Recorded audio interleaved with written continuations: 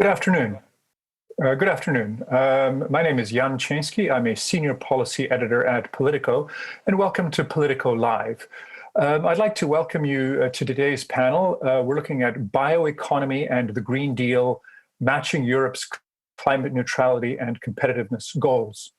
The gist of this whole event is basically based around the EU's very ambitious 2050 climate neutrality agenda, which is about much more than slashing emissions to net zero.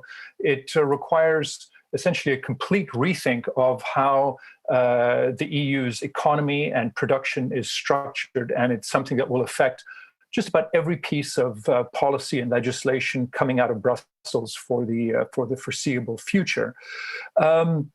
The bioeconomy is going to play a big role in this green transition, and in theory, it sounds great. It's the idea of using crops like forests, algae, normal farm crops, to substitute fossil-based products like plastics and fuels like diesel and gasoline with bio-based ones like biofuels, wood-based fibers that can be used for textiles or plastics.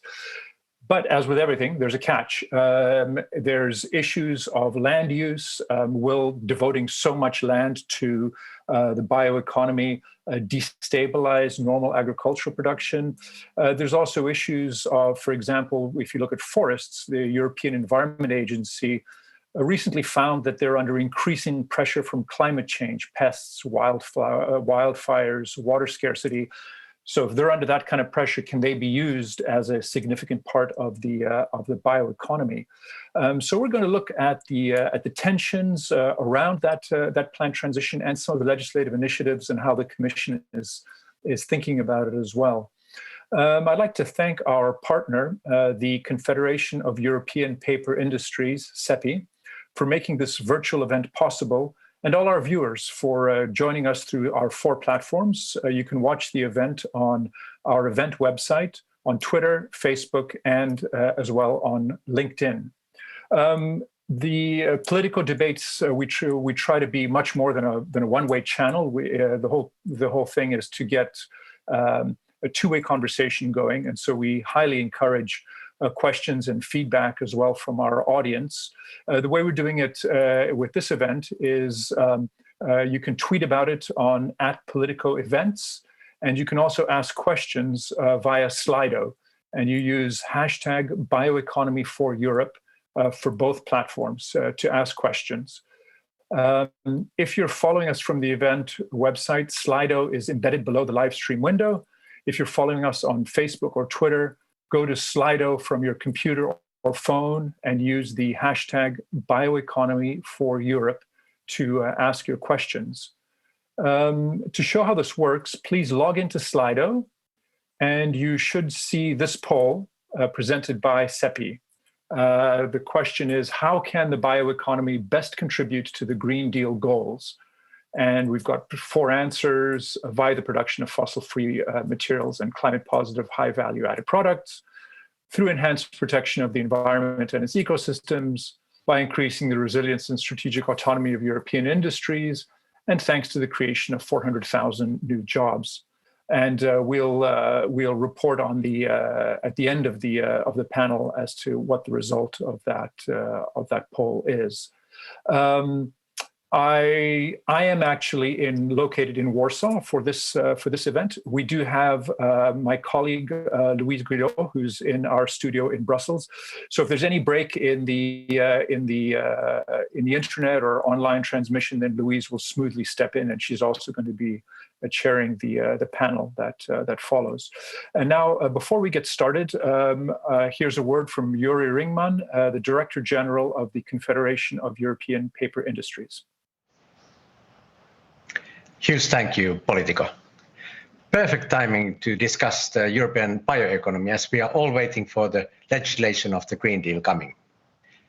Now, I would want you to imagine a world where oceans are no longer polluted with microplastics from textiles, where mobile batteries made in Europe, so no pollution from mining, no child labor. Imagine a geopolitically smart European Union. Piping in natural gas from Russia is considered neither green nor the deal because Europe has its own renewable feedstocks. Well, this is not science fiction. This is actually happening now in the European pulp and paper industry. We've been there, we are doing that, and I actually got the t-shirt. Everything I'm wearing today is made from wood fibers. Of course, we are not saying that everything should be exclusively made from wood, but where it makes a clear difference for better, where it helps to keep the fossils in the ground, then let's do this.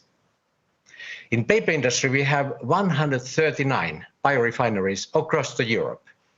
And I love to say that they are the innovation labs for the future. We are generating green jobs. We are helping EU to recover. And with our strong investments in Europe, we are scaling this up. This is bioeconomy in action. It is critical to debate this now if EU is to hit its carbon neutrality targets. Bioeconomy and circular economy are highly synergetic. Combined, they are optimal in mitigating climate change where it's actually stemming from. We have to give the power to the consumers. Renewable, recyclable products are having a significant and immediate climate mitigation effect. And this is how our sector is already organized. Vast majority of our raw materials is recycled, residues, by-streams, and every cubic meter of wood in Europe gets used 2.4 times in a symbiotic industrial ecosystem. We are circular economy champions. But as circularity experts, we also know that reuse has its limitations. Recycling has its limits. And finally, the society needs to replenish the raw materials again. The best green source for that is sustainably managed forest. Now, these days, everybody's talking about sustainability. But did you know that the term sustainability actually is coming from over 300 years ago as a good forestry principle? The key rule is not to harvest more than you grow. And this is what we do. Hundreds of millions of new trees are planted in Europe every year. And so we avoid any unsustainable pressure on the nature's resources. And why wouldn't we? Our industry, our investments, our future totally depends on it. And it is a success story. The forest in Europe is growing at the rate of 1,500 football pitches every day, each day. I'm very happy to have Commissioner Sinkevičius with us today. Mr. Commissioner, you won't be hearing this too often, but we want you to regulate us. That's right. We want the EU to set us against very strict sustainability criteria, the same as is already set for biomass used for energy. No matter what use the tree is harvested for, the same approach should always apply. We call for the same sustainability criteria for all uses of biomass, be it energy, my clothes, food or pharmaceuticals, or any other application. Why? Because we know that we are doing this, but we want you to have absolutely no doubt that we are practicing sustainable forest management and preserve biodiversity. We want you to know that we have no part in deforestation and that we are dead serious about sustainable sourcing. I'm looking forward to your reactions, Mr. Commissioner, and the esteemed panel to debate this. Thank you very much, Yuri, for joining us this afternoon. And now it's my pleasure to welcome Virginijus Sinkevičius, the European Commissioner for Environment, Oceans and Fisheries. Good afternoon, Jan. Good afternoon, Yuri, and thank you for a great speech. And of course, good afternoon to everyone who joined us. Thanks very much. Maybe I'll just begin just on a slight personal note that when it comes to sustainable forests, when I was a Canadian university student, I spent my summer planting trees in Northern Ontario, and all my kids have done the same. So I think as a family, we have several 100,000 trees under our belt. So we're doing our bit for sustainable forests.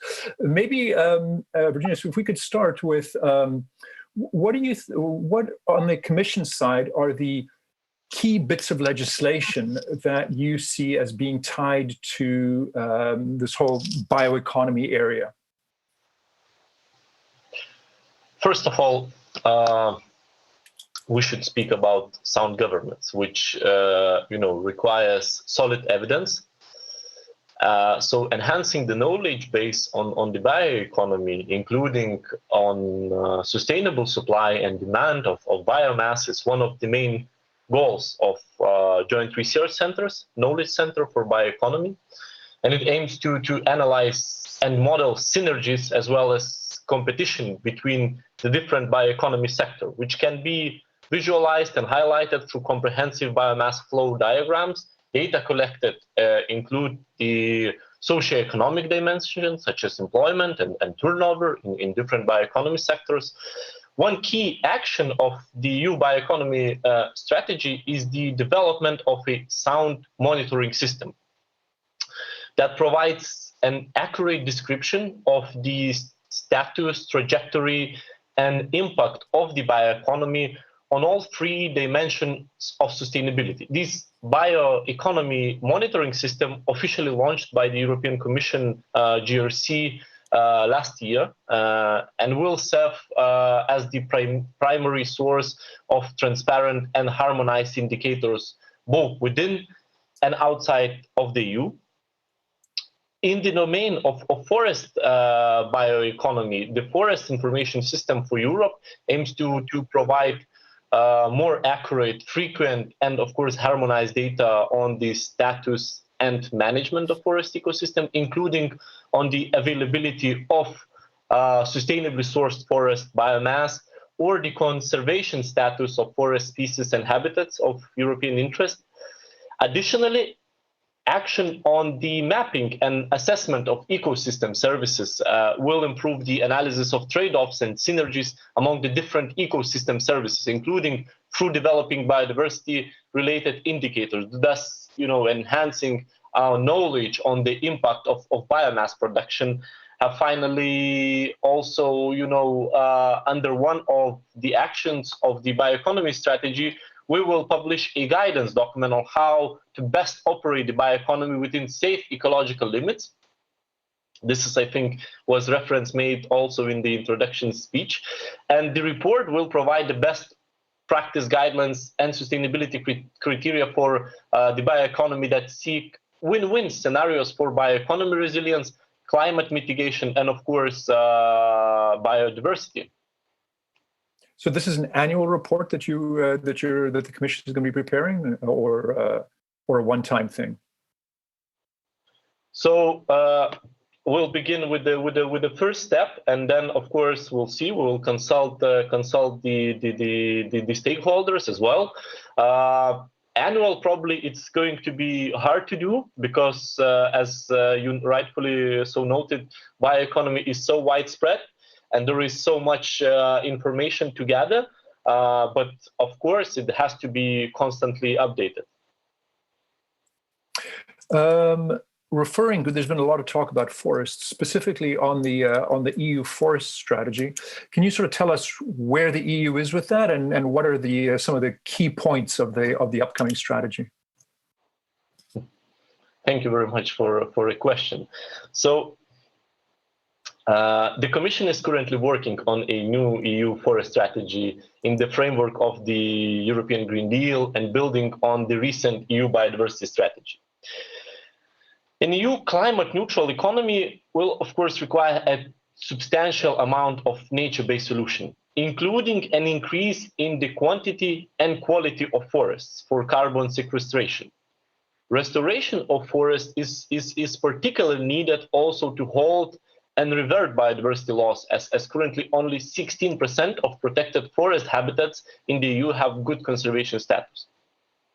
Forests and the forest-based sector will be an essential part of Europe's transition to modern, climate-neutral, resource-efficient, and most importantly, competitive economy. And they can help preserve lively and prosperous rural areas, landscape, culture, and heritage. And in this spirit, the EU forest strategy will help ensure that forests can satisfy all these environmental, social, and economic functions.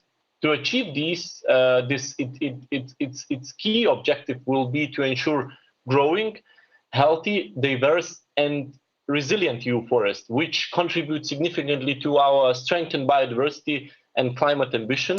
Of course, secure livelihoods and support sustainable forest bioeconomy. And this is fully in line with the actions of EU bioeconomy strategy, which not only focus on strengthening and deploying the bioeconomy in Europe, but also aims to understand the ecological boundaries of the bioeconomy.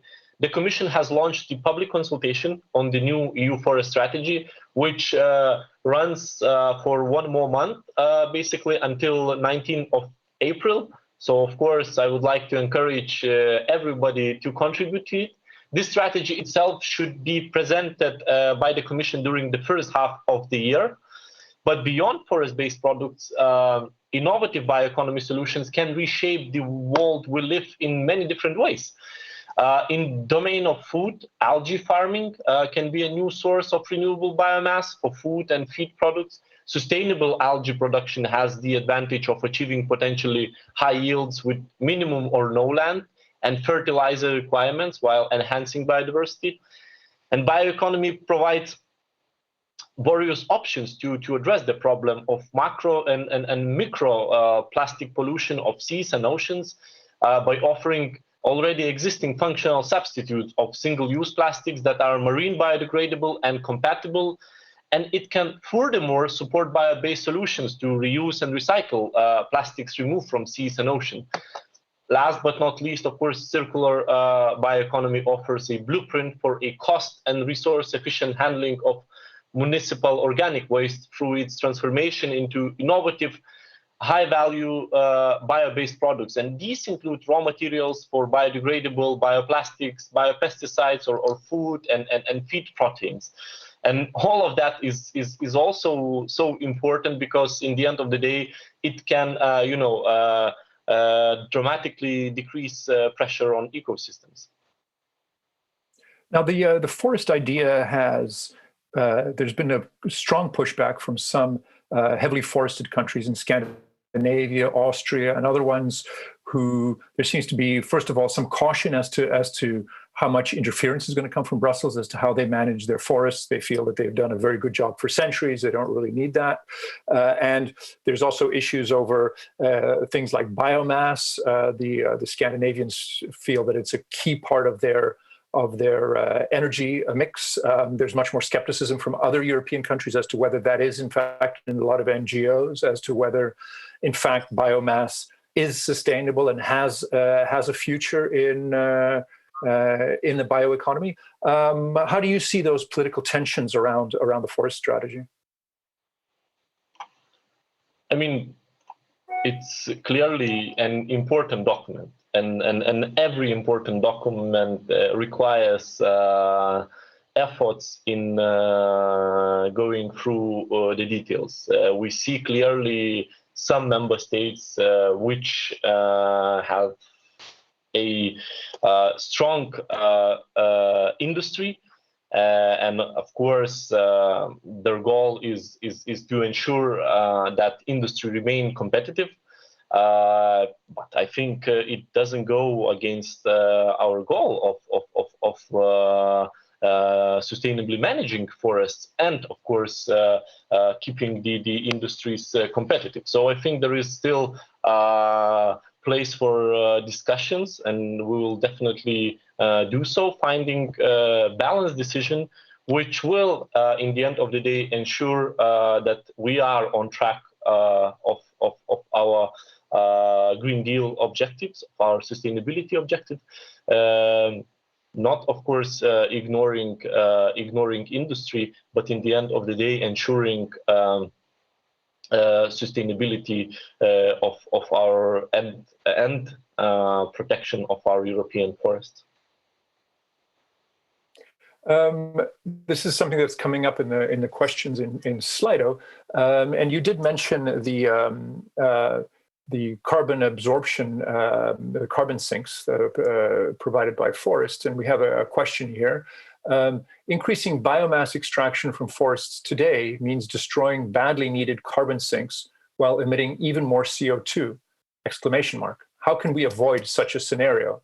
Is there in fact a trade-off between fostering a bioeconomy and leaving forests to become like key carbon absorbers?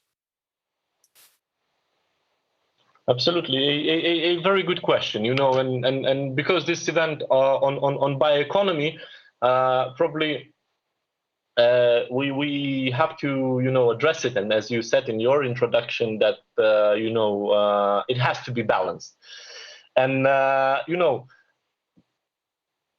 the bioeconomy is often, if not by default, connected to land use based on or linked with agricultural or forest commodities, and thereby have land use impacts and land use dependencies. And there is growing consensus that natural capital is the bedrock of our economy and society, and it provides the land and resources essential for our economy and for our recovery from the economic crisis.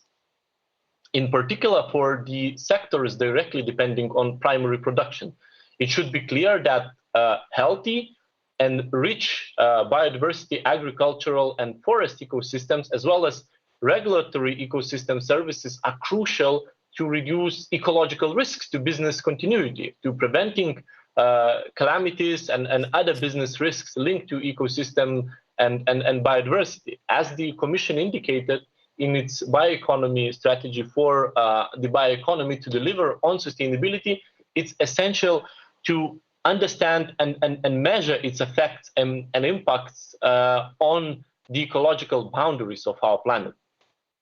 And this is necessary to develop the bioeconomy in a way that attenuates pressures on the environment, values and protects biodiversity and enhances the full range of ecosystem services. Positive bioeconomy practices should seek synergies and win-win solutions that deliver on all three dimensions of sustainability, such as economic, social, and environmental. And as an example, on farm production of biogas through anaerobic digestion of manure and agricultural residues by farms can contribute to energy self-sufficiency of rural communities while reducing nutrient load pressure on soils and groundwater, provided, of course, that digestate is safely disposed on land without creating further nutrient pollution. Activities by the GRC in the Knowledge Center for Bioeconomy are crucial for having accurate data on the uses of biomass and potential competition for resources among different sectors of bioeconomy. And for instance, between bioenergy and material uses of forest biomass and the potential of EU forests to meet the demand in a sustainable way. The recently launched bioeconomy monitoring system will help EU policymakers assess the impact that EU bioeconomy policies have on the natural environment, as an example, carbon sinks, but also state of habitats, as well as the socio-economic impact of bioeconomy, such as jobs and turnover across the EU. And so here they cannot be split. We cannot solve the climate crisis without having healthy ecosystems. But on the other hand, there is a large industry, lots of jobs which are dependent on it, and we need to find that thin manner of balanced solutions which can ensure both. It's a huge challenge. It's a huge challenge in general, but it very well speaks of a challenge which we're facing implementing the European Green Deal, which is a long way with us. Just on a specific issue with forests, will the strategy come down in favor of using whole trees for bioenergy, or only favoring sort of the cutoffs and the residue, which is a big debate among climate campaigners, that they feel that using whole trees dramatically undercuts the carbon sink nature of forests and it creates long-term problems? It's early to say. We as I said, we still doing an impact assessment, and it's open for public consultation. So we will definitely take our time to assess it properly before putting it in the strategy. All I can reassure that we will be bold in our ambitions, as I cannot see implementation of the European Green Deal or EU biodiversity strategy without healthy ecosystems of EU forests. This is sort of Martin Pigeon has a question more or less on that, on a similar note. He asks, biomass industries claim that they're only using, quote, waste and residues, but biomass from purpose crops is more competitive, cheaper, and reliable. What's the solution?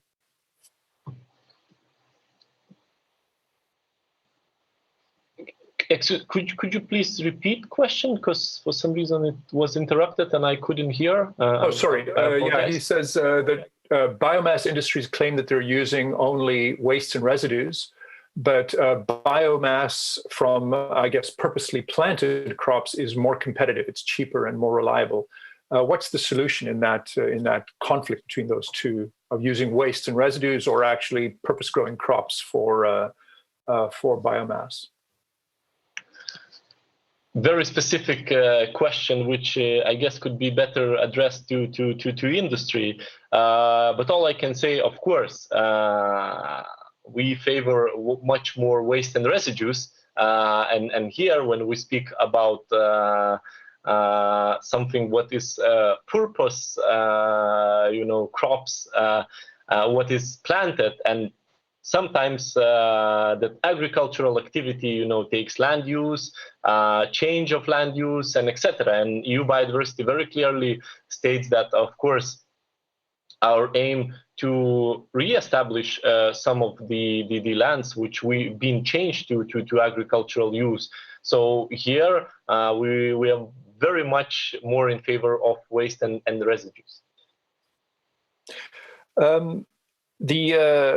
A few years ago, the effort to, I guess, an early effort, a bioeconomy effort, was the encouragement of palm oil in fuel production, which turned into a bit of a disaster, and the Commission had to backtrack on that.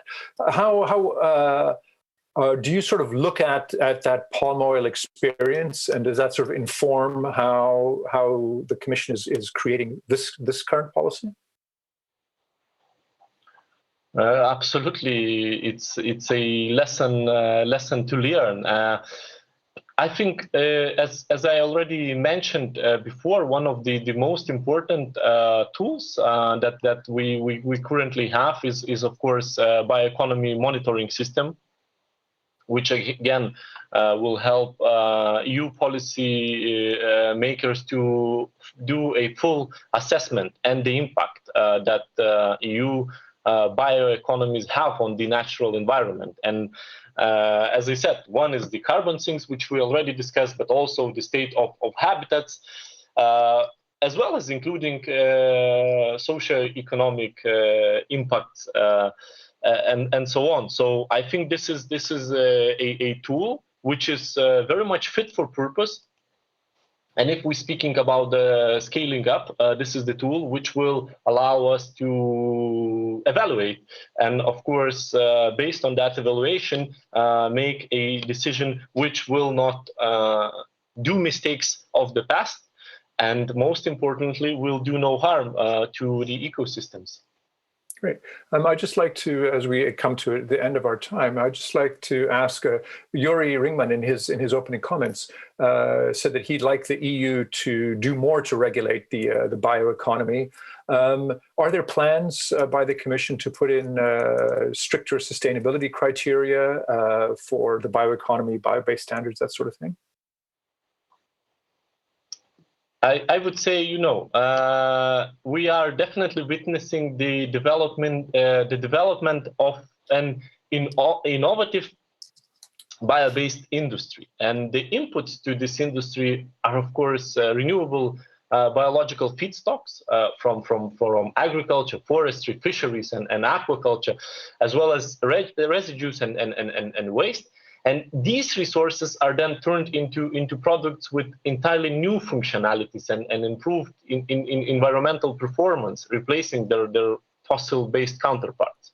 So research, innovation, and investments are the key enablers and drivers to deploy the innovative potential of bio-based sector and unlock markets for sustainable bio-based products.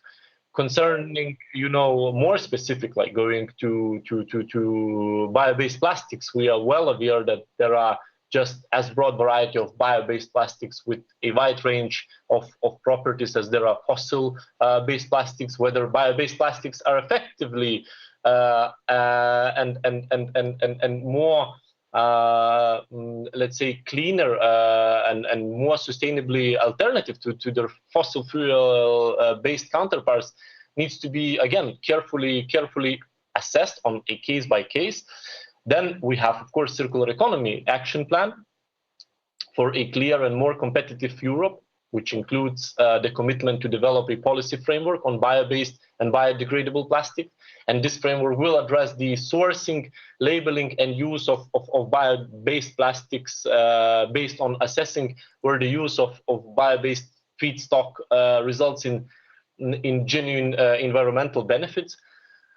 Going beyond reduction in using fossil resources, and we want a policy framework that is based on assessing where the use of bio-based feedstocks results in genuine environmental benefits, going beyond reduction in using fossil resources. And this from a full life cycle perspective, which means in particular including land use changes and littering in life cycle analysis. And we need to see the whole picture to avoid trade-offs between different environmental impacts. And in this respect, the recent opinion of the EU group of chief scientific advisors on biodegradability of plastics is in the open environment is instructive. In this opinion, two aspects stood out about the rest. First of all, the confirmation of the need to prioritize reduction, reuse, and recycling of plastics before considering biodegradation in open environment. And then secondly, you underline once again that the biodegradable plastic should not be considered as a replacement for appropriate waste management or an answer to appropriate disposal in particular littering. And all in all, we want to recognize a role of bio-based biodegradable and compatible plastics that result in genuine environmental benefits and are viable solutions for consumer. And same goes for the bioeconomy. Let me just find that in matter of win-win solutions. Great. Let me just hop in because our time is just about over. So I'll ask one final, very short question, just to sort of bring it back to ground level outside of the policy discussions of the Brussels. In your home country, in Lithuania, what's the on the ground impact that you expect to happen from the bioeconomy? Are there one or two big projects, one or two big impacts that you see affecting Lithuania? I think there is still a lot of untapped potential. Comparing to experience of a Scandinavian countries, but I'm pretty sure that it has a huge potential of a job creation, of sustainable forest management, and most importantly, establishing a nature-based solutions, which still very much let's say, unexploited by some member states, including country I know best. Fantastic. Thank you very much for taking part in our panel today. And I will now hand over to my colleague, Louise Guyot, who is live in Brussels, and she will take over the next panel. Thank you. Thank you, Jan, and thank you very much, Commissioner Sienkiewicz, for the very interesting discussion. Good afternoon. My name is Luis Guillot. I'm a sustainability reporter at Politico Europe, and you're watching Politico Live. Before we go on with our panel discussion and I present our distinguished panelists, I just would like to remind our audience that you can participate, of course, to this event by tweeting about it at Politico Events, and also asking questions using Slido and the hashtag Bioeconomy for Europe. There are already a lot of questions coming in, so keep them coming. And also please make sure that you also put your names when you put in questions. That's always nicer to know who is asking. You can also continue participating in our poll that is ongoing. You have until the end of the event to put in your answers. For today's panel, I'm very pleased to be joined by 4 distinguished speakers. Member of the European Parliament, Frank Bogovic, who sits with the European People's Party and is the co-chair of the Bioeconomy Working Group in the European Parliament's intergroup on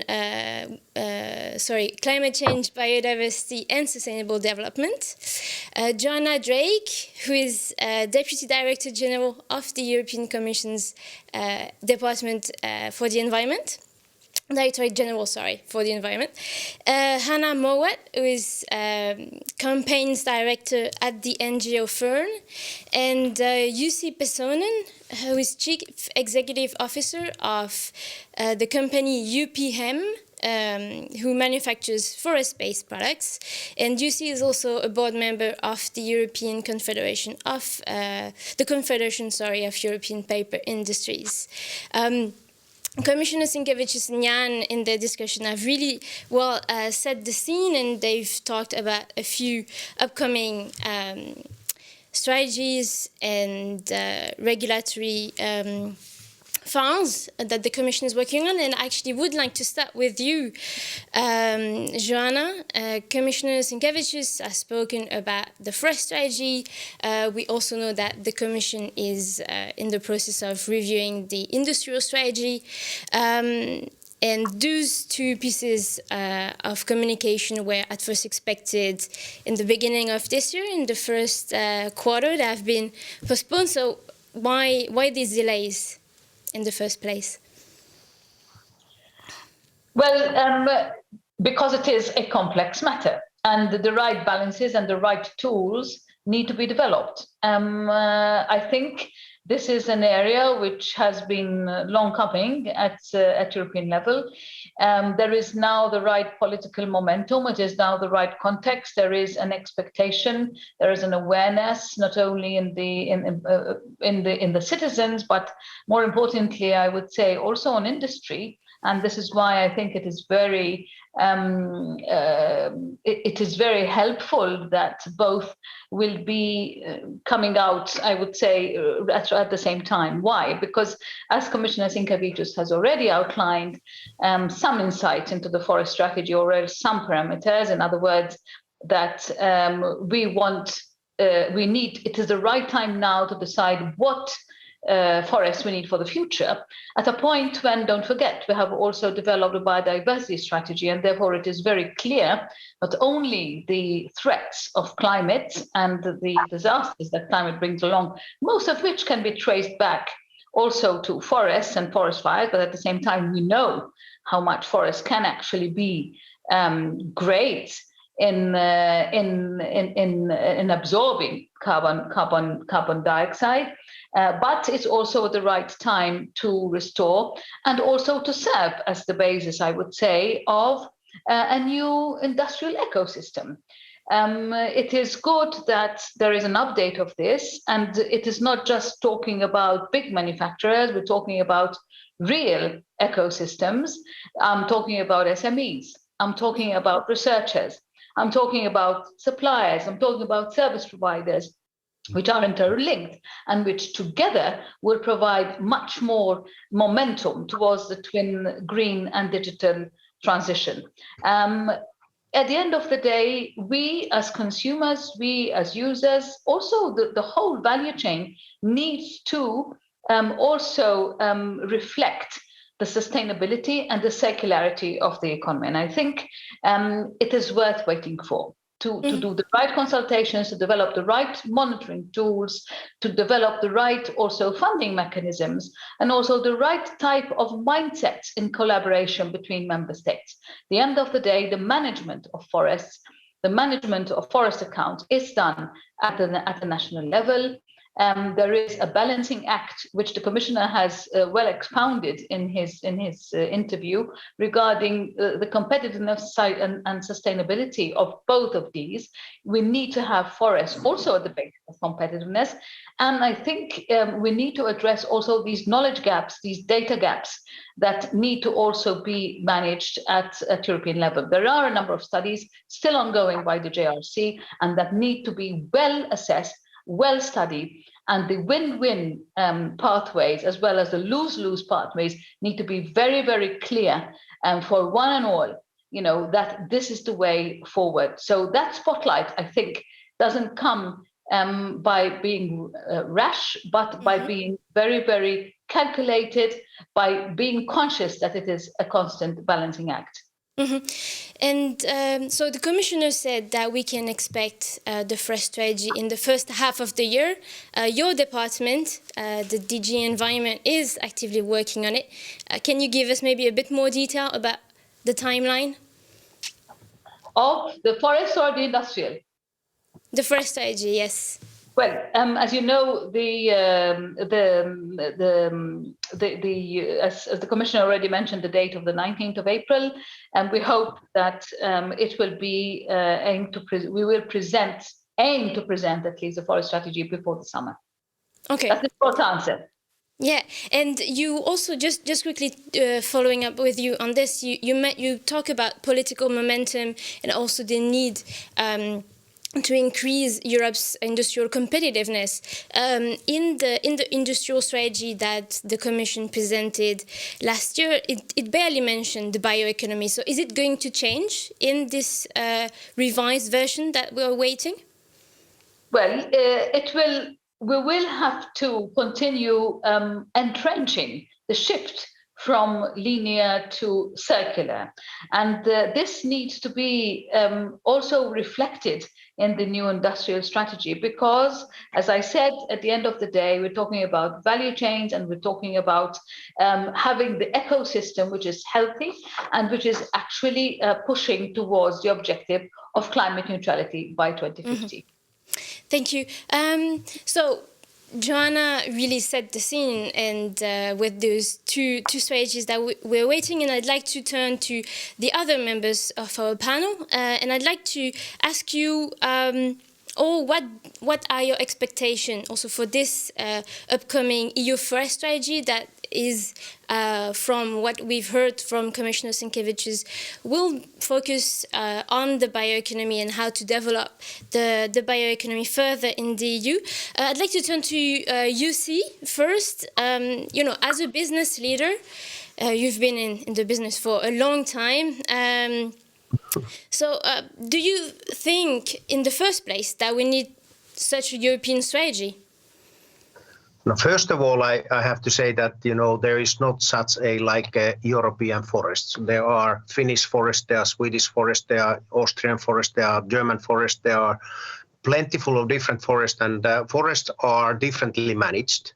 And I hope that the forest strategy doesn't actually bring us into the position where it will be I call it tyranny of average, that we are trying to actually build a kind of common view on all forests that we have in Europe. I hope that the best practices, I feel that in Finland, our forest owners have been practicing the forestry in that manner that our forests are growing double that they were growing 50 years ago. I hope that the best practices will be used for this strategy, not that we are having a strategy that then will be a kind of, I call it, as I said, tyranny of average. And therefore, it is quite a challenge to put a kind of European level forest strategy together, because there's a lot of variation in between different countries. And indeed, do you think that such a strategy that, as you underline, needs to respect the different specificities of member states, do you think that as you as a business, will that help enhance also the competitiveness of the EU and of the industry? Are you awaiting also more from here institutions in Brussels? Of course, first of all, the forest strategy needs to be an enabler for bioeconomy. I firmly believe that, the main evil in this Green Deal is the fossils, and forest-based products can be a great solution, whether we make textiles or biofuels or biochemicals or biomedicals out of the forest resources. That it needs to be an enabler as well. So basically taking into consideration also biodiversity. Like in UPM, we had already 20 years ago the first biodiversity program in place, which we have been practicing in everyday use actually, and that's a very important part of the forest strategy as well. And therefore I'm hoping for that it will be a kind of enabler for the bioeconomy and meeting the challenge of the fossils. Frank, I'd like to turn to you now. The European Parliament already adopted its position, an opinion report on the future EU forest strategy. And we've seen that it created also a little tensions from the different members depending of their country of origin. And so I'd like to ask you, how do we reconcile and how do we make sure that it's, yes, a European strategy, but at the same time that it also respects maybe national differences? What do you think should be the main priority of this strategy? Good afternoon. Yes, there are many tensions when we debate about forestry strategy. As we heard, in Europe, we cannot speak about European forests. I'm from Slovenia. We have, I can say, one of the most sustainable managing of forests. On the base of this, we will take care for biodiversity and other things, what is very important. But on the other side, it's also necessary that forests are a part of economy. And these are the basic tensions in European Parliament. Sometimes you can feel that somebody wants to conserve forests. On another side, there is the big pressure also to use of this biomass from the forests.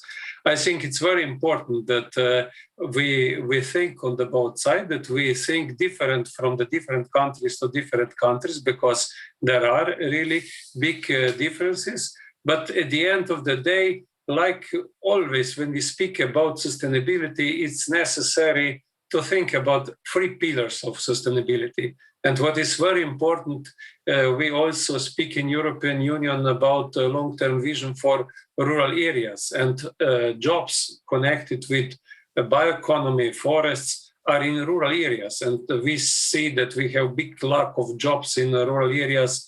And if we put together this knowledge, innovation, research, fight for new materials, and also traditional industries in agriculture and forestry, wooden industry, we will not start with circular economy tomorrow. This is part of circular economy from decades, centuries. And I think it's necessary that we know that we are responsible for the nature, we are responsible for biodiversity, we must respect these differences, and on another side also allow that owners of forests, industry can also create jobs which are very important, especially in these rural areas. Mm-hmm.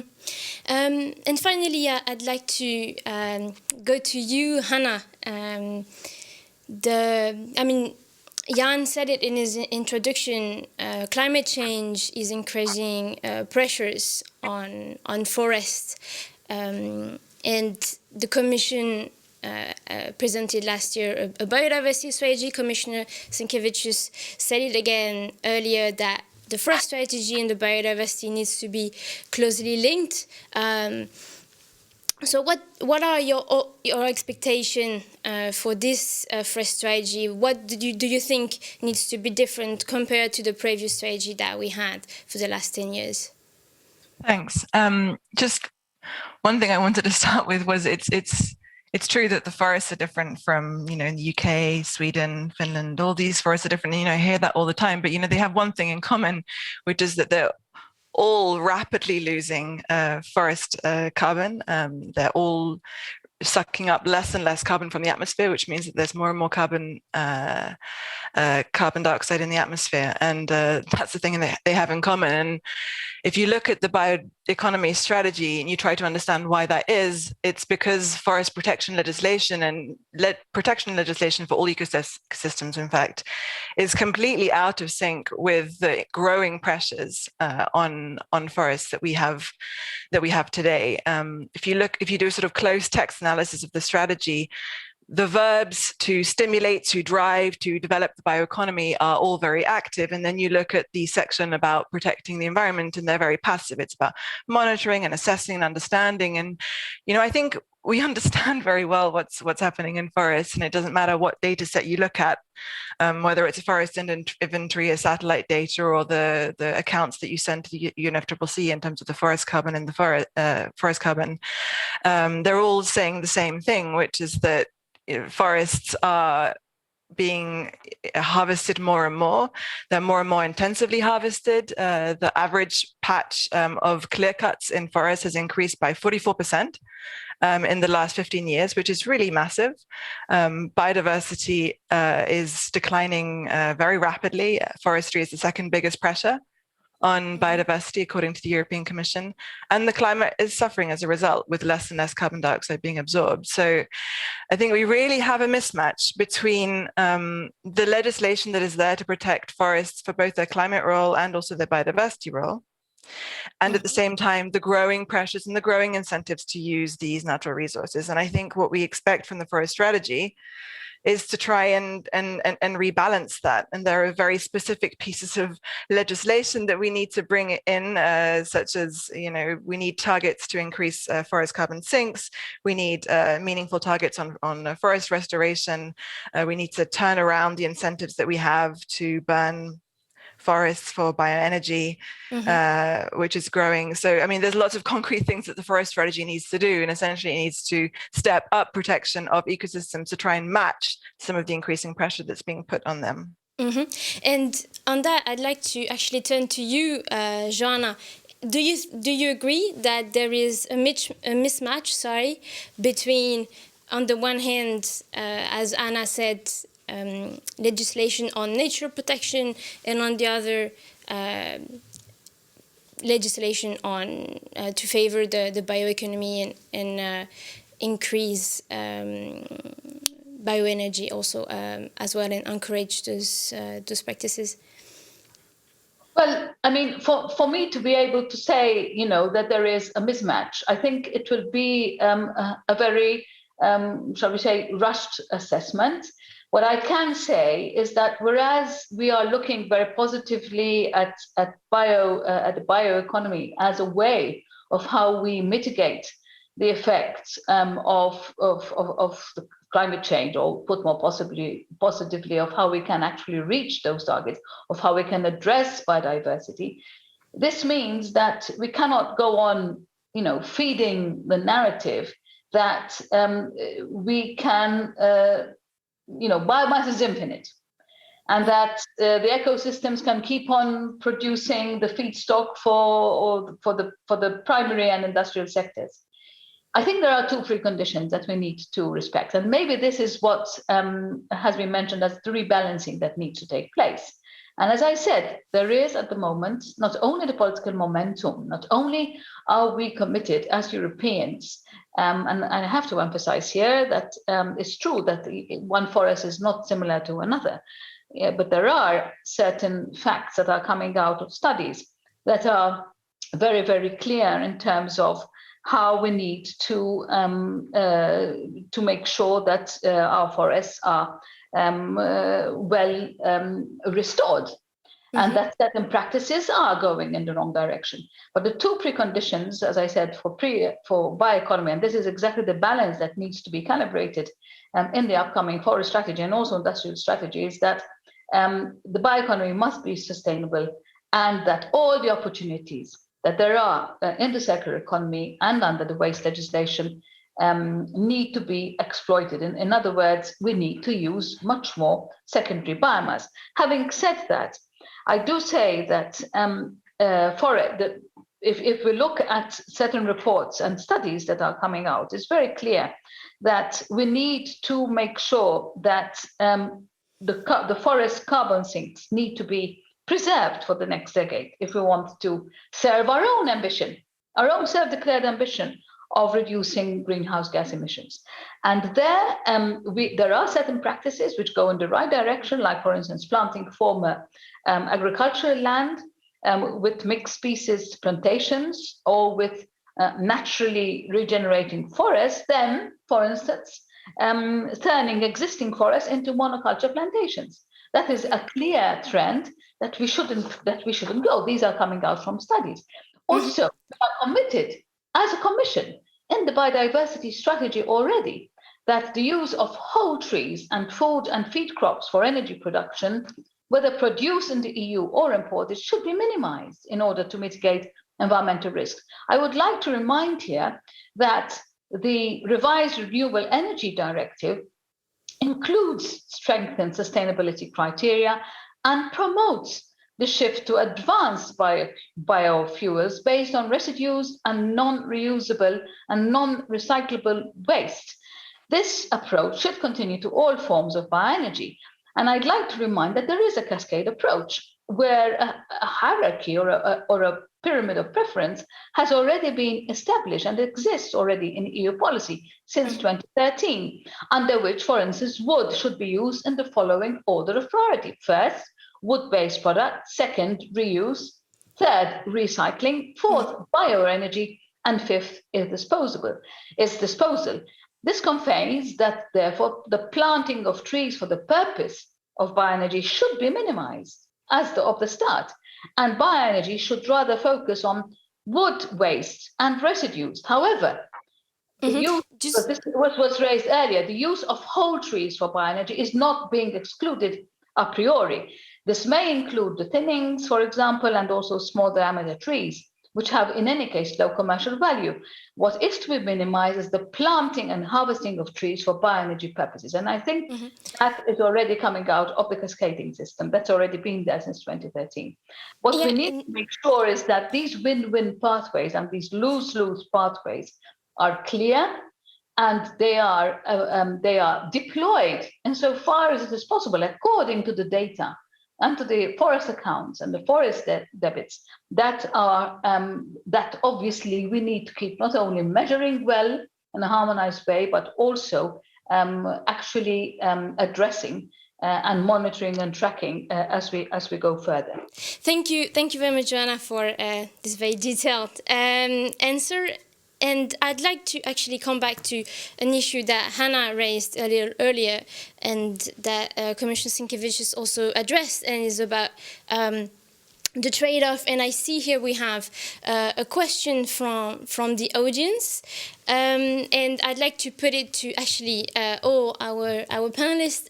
How can the EU credibly increase biomass uses in the name of a bioeconomy without harming the climate, competing with nature protection and food production? Maybe I'll start with you, Jussi, since you're a business leader very active in the bioeconomy for more than 30 years now.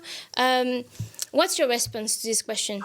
Yeah, thank you. I might be the one and the only one that is practicing all of this in this industry. But first of all, I would like to say that, like the previous discussions, forest deforestation is very seldom related to the industry. It is very much related to urbanization and then the agricultural purposes. So very seldom it is related to industry. And I need to underline that, like in Finland and many other countries, the last 50 years, we have been able to double our annual growth of the forest. So if it was 50 years ago, 50 million cubic meters per year, now it is 107 million cubic meters a year. So our forest owners are really the climate heroes, providing a huge amount of material to the industry.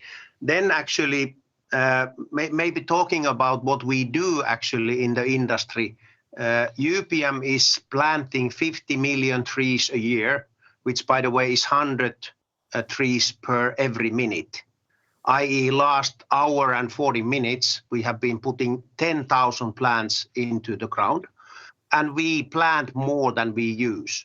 Our forest, million hectares, are growing more than what we use. So we are a carbon sink, and that's our commitment. UPM has committed to be that. Then when coming to industry transformation, we are in the middle of huge transformation where I hope that the policymakers will provide opportunities rather than limitations.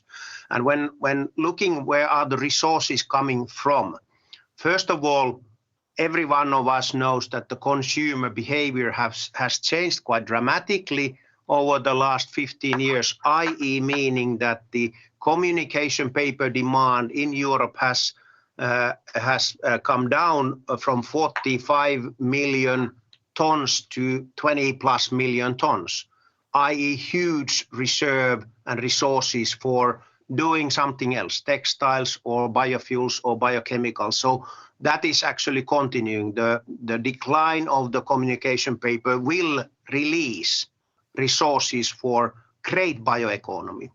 That's a kind of the other part of the whole coin, that we are having the kind of transformation going on, and we are replacing fossils. And the evil for the climate change is the fossils, and we need to act now. We cannot wait for next decade and next generation kind of technologies to be in place. I feel strongly that, like in the transportation decarbonization, we need to actually use all methods. How to actually make the combustion engines more efficient, how to use bioethanols, advanced biofuels, electrification, and then finally coming to the synthetic fuels and the hydrogen economy. But we cannot wait for hydrogen economy to kind of solve all the problems. We need to act now. Mm-hmm. And this is what all about this industry is doing. And I'm so pleased and grateful for the innovation processes that we have in this industry. We are talking about textiles, we are talking about fuels, chemicals, all kind of things that are replacing fossils. Mm-hmm. And talking about innovation and job creation, I'd like to come back to Frank, because earlier you also mentioned that the bioeconomy can help create a lot of also new jobs, and it's particularly important in rural areas. And, we've mentioned during our discussion that developing the bioeconomy can have negative impact on the environment, that we need to be aware of also this issue and this trade-off. So my question to you, and that also comes back to the question of our audience, how do we reconcile the two? How do we make sure that we create new jobs linked to the development of the bioeconomy, while at the same time making sure that we don't pursue environmental degradation further? Yes, the basic things are sustainable agriculture, sustainable forestry. We spoke about forestry, for example, in Slovenia. I said its country, we have 60% coverage by forestry forests, and it's in 60 years ago it was 40. So we have much more forests, and it's necessary to manage with them. if you want to, there are many small owners, and you need people who live in rural areas. It means that without jobs, without also agriculture and forestry, it's not easy to have enough people in rural areas. And it means that, as previous speaker said, you need new materials, you need research, develop the new materials, and that you link in the rural areas that there are also not only basic production in agriculture, forestry, but also processing and developing of new materials. There can be also many changes in use of building materials. For example, we spoke about use of trees. For sure, it's not the right use if you use for energy use the whole trees, but there are many possibility to produce either building material, either isolation material, and this production in rural areas is very important. On agriculture land, we have much more European agriculture policy. It means common agriculture policy. It's opposite than in forestries. And in agriculture, there are some rules, and we know the clear direction in which direction should agriculture go in next year. It means ecological friendly agriculture, and we don't speak about whole trees. We speak about residues for energy use and such a thing. So that it must be in line all these philosophies, and usually it's very much connected with the research, innovation, new materials. There are some traditional things, but it's necessary to develop these new products, these new business models, and usually this is in rural areas. That's the reason why I always repeat it's so essential, because we know the trend of urbanization, that rural areas are out of people. I know not only in my country we follow this population of wolves, bears, and there are conflicts if there are no people, also no agriculture, no livestock sector in these hilly areas.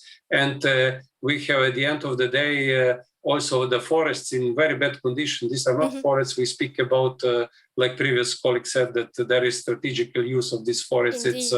We just lose agriculture land, and usually we have in my country and also in neighborhood big problems with wolves and bears.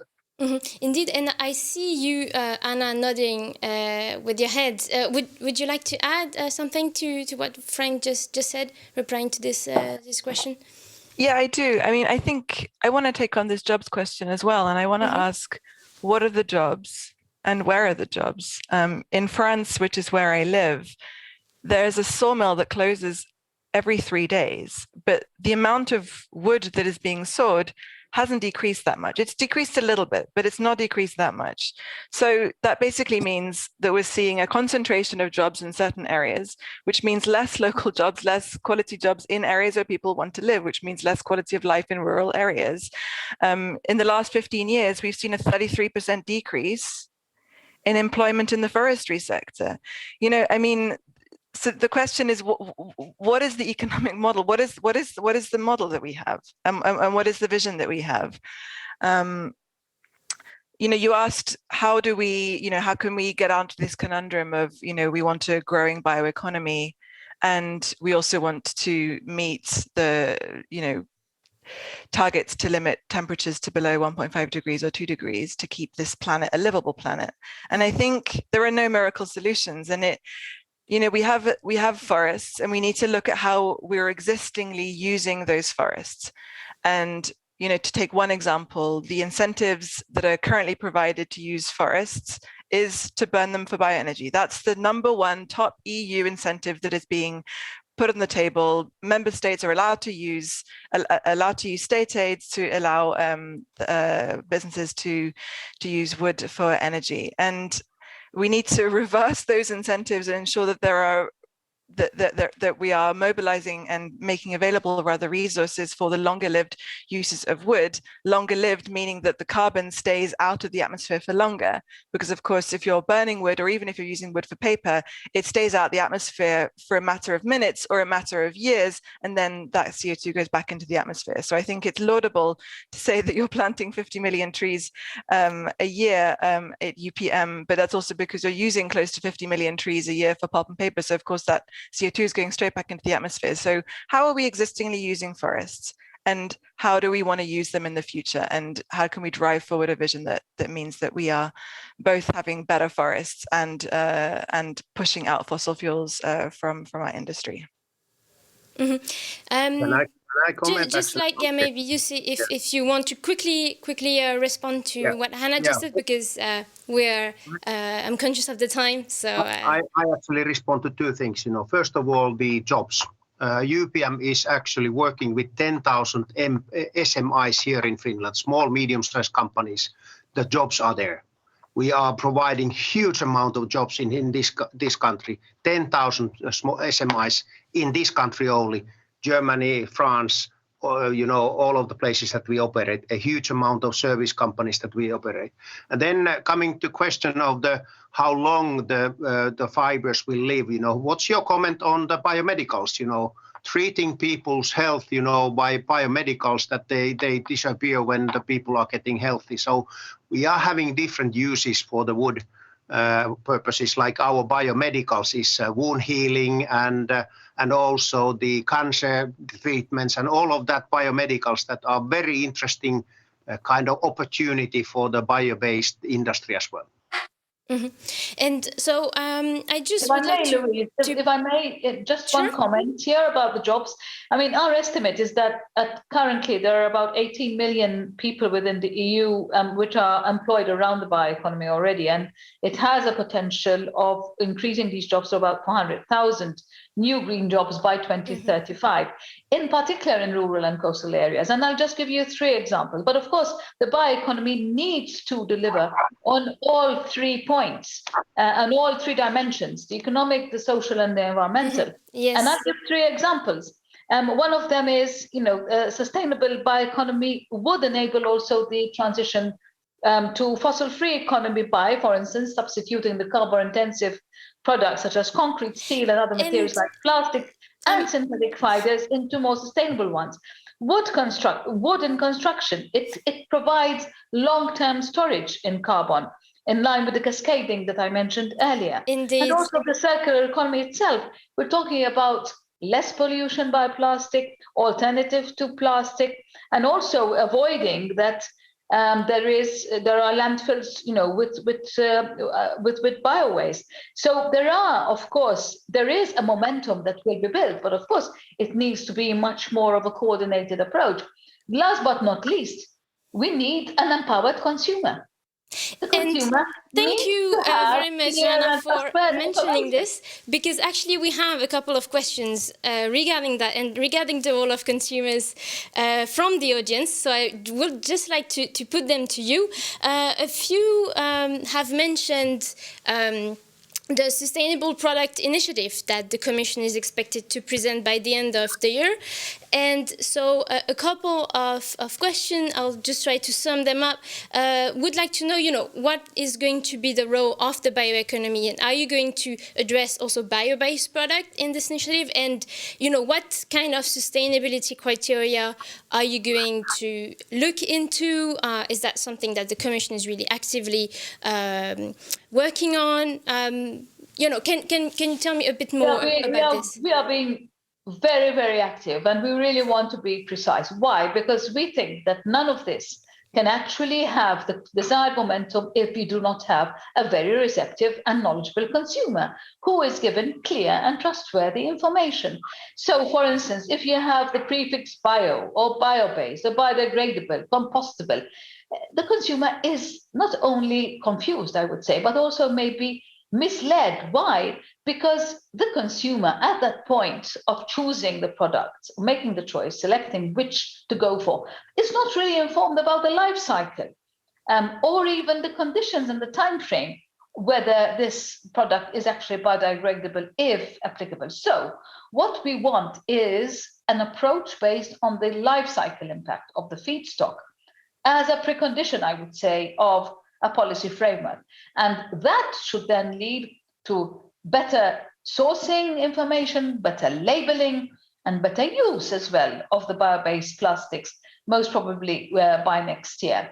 So in other words, we do not want only a framework that addresses only the reduction in fossil resources. We want much more of an open, and this is why a wider assessment of what have been the environmental benefits of choosing this product. And what we're looking at right now is a very granular and high quality data covering a full life cycle and 16 environmental impacts.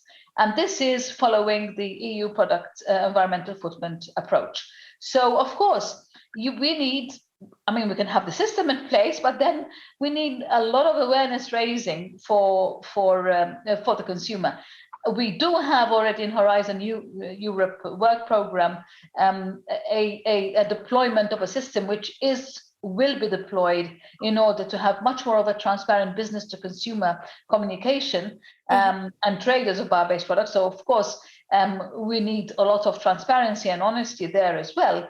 But it also aims to produce guidelines on the design of these robust labels for bio-based products, for the traceability, for the quality, for the carbon footprint or end-of-life options. And this, I am sure, will enable much more responsible production and consumption, and it will be the choice of the responsible consumer, more in line with the very lofty principles and the lofty balances that we have just said are required. So yeah, we can definitely look forward the Sustainable Product Initiative, which will address some of this issue. Since we're running out of time, I'll just have a very last question, and I would like you to be brief in your answer. I'd like to put it maybe to you, Hannah, and Jussi. Do we need actually more certification, more labels, new sustainability criteria? Jori Ringman, in his introductory remark, asked the Commission to regulate the bioeconomy even more. So what do you think, Hannah? I'll just start with you and then we'll go to Jussi. Yeah, so that's great. I think it's great that SEPI said they want to be regulated, and they were very specific. They said we want to be regulated at the same criteria as the Renewable Energy Directive. And I want to thank SEPI for that, because they clearly know something that we don't, which is that those criteria are completely meaningless. Because when an industry is calling to be regulated and they're very specific about what the regulation they want, then it's sure as sure that they've done the analysis that it won't change anything. The Renewable Energy Directive criteria, sustainability criteria are essentially completely meaningless. So yes, consumers surely need more information, but the situation is much worse than that. We need legislation so that consumers don't have to wonder whether this thing or that thing is sustainable. We need to go much deeper than that, and that's what we're calling for. Thank you. Jussi, I'd like to turn to you. That's a pretty strong accusation that about the sustainability criteria for biomass. So what's your response? I guess that will lead to a tyranny of average. We are trying to do something that doesn't actually fit to the industry well or into the consumers. We like in this kind of companies as we are working for, I am working for, it is actually serving 200 million consumers a year. So basically there's a lot of knowledge on consumers, but when it comes to responsibility area, there's a lot of recognitions. We have the CDPs, we have the Dow Jones sustainability indices, we have the Global Compact indices, and all of those kind of and certificates in the forest management. So we have enough of all of that, and we implement those. And with that, actually, I believe that less is more, and when we need to actually we need to be more enabling to actually fight for the fossils, against the fossils, rather than trying to once again limit everything. So a little bit of regulation, but not too much, as I understand. I have to say that good regulation is important. Quality regulation is important. Thank you very much. With this, our panel discussion comes to an end. And before we conclude, I'd like to go back to the results of our poll.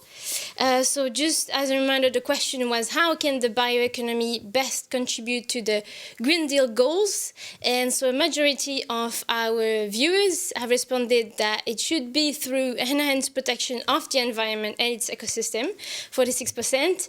And the second response was via the production of fossil-free materials and climate-positive high-value added products, with 36%. So I want to thank Commissioner Sienkiewicz, Frank, Hannah, Johanna, and Jussi for being here today and for such an interesting discussion. I also want to thank our audience for the very numerous and very interesting questions. And also I would like to thank our partner, CEPI, for making this event possible. Please feel free to send us feedback at using the email events@politico.eu. And with this, I would like to thank you all for participating. Have a nice week, everyone.